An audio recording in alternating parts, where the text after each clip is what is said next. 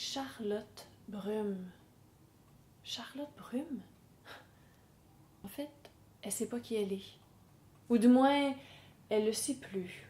Au moment où elle se réveille, en plein milieu d'une tempête de vent féroce et de pluie, qui ont même balayé un tigre et un éléphant du cirque local, dans cette ville que personne ne connaît, sauf ceux qui s'y retrouvent par hasard ou par tempête.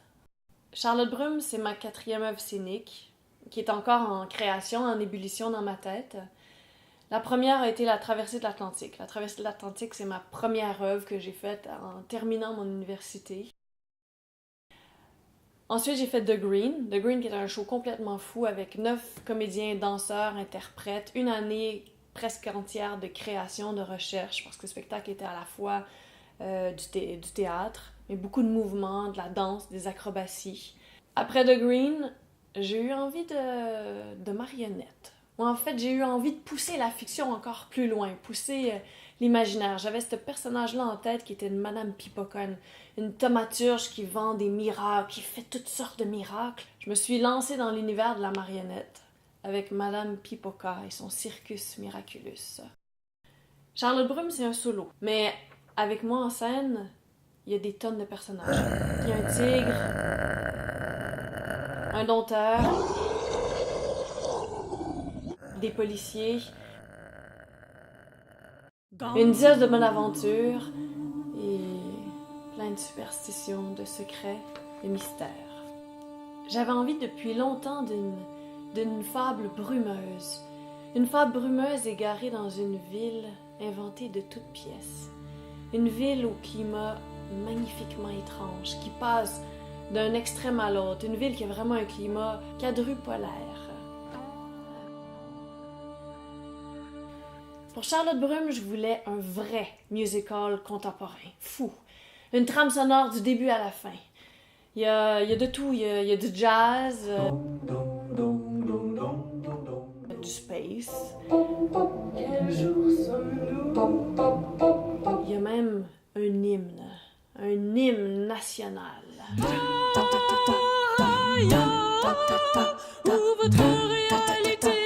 En fait, je suis pas vraiment seule en scène parce que je suis accompagnée de grosses caisses, de cymbales, de castagnettes, de trombones, de trompettes, un grand orchestre de cirque.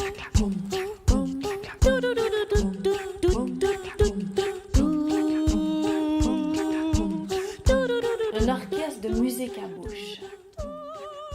Parce que tous les sons ont été faits à partir de ma voix. L'histoire est à la fois racontée, parlée, slamée, chantée. Je voulais vraiment travailler l'écriture et passer d'une forme d'écriture à une autre de façon organique. Amitié! Moi, je n'ai nulle part où aller. J'aimerais tellement me faufiler entre leurs jambes. Pendant que la cohue Évidemment, quand je parle d'un musical, je parle d'un spectacle qui est physique, qui est dansé. Je peux pas faire autrement. Tous mes spectacles sont très physiques. Je raconte des histoires à la fois avec des mots, mais aussi avec le mouvement, avec les images physiques. L'univers de Charlotte Brume m'habite depuis plusieurs années. Puis à travers toutes ces années-là, j'ai semé plusieurs idées, des croquis, des notes, même des bouts de phrases dans plein de cahiers. Puis c'est seulement l'été passé, donc en juillet 2013, que j'ai vraiment commencé à me plonger sérieusement, à rassembler toutes ces idées-là pour commencer à créer l'écriture de Charlotte Brume. Donc sur Charlotte Brume, on est une petite équipe, mais une superbe équipe, vraiment très stimulante, très créative, très efficace. Il y a évidemment, il y a Marc Desjardins qui... Attendez, je vais vous le montrer. Il y a lui, avec qui je travaille depuis bien longtemps. Il y a Jean-Pierre Limoges aussi, qui a fait à peu près toutes les bandes sonores des autres spectacles.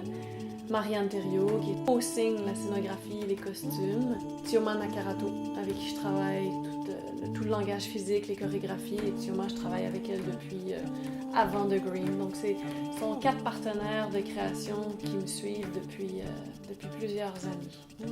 On travaille sur Charlotte Brume depuis l'été 2013. Et c'est en février 2014 qu'on a eu une première résidence de création à la Maison de la culture du Plateau Mont-Royal. On a présenté 2 soirs devant public et la réaction du public nous a prouvé qu'on était sur la bonne voie.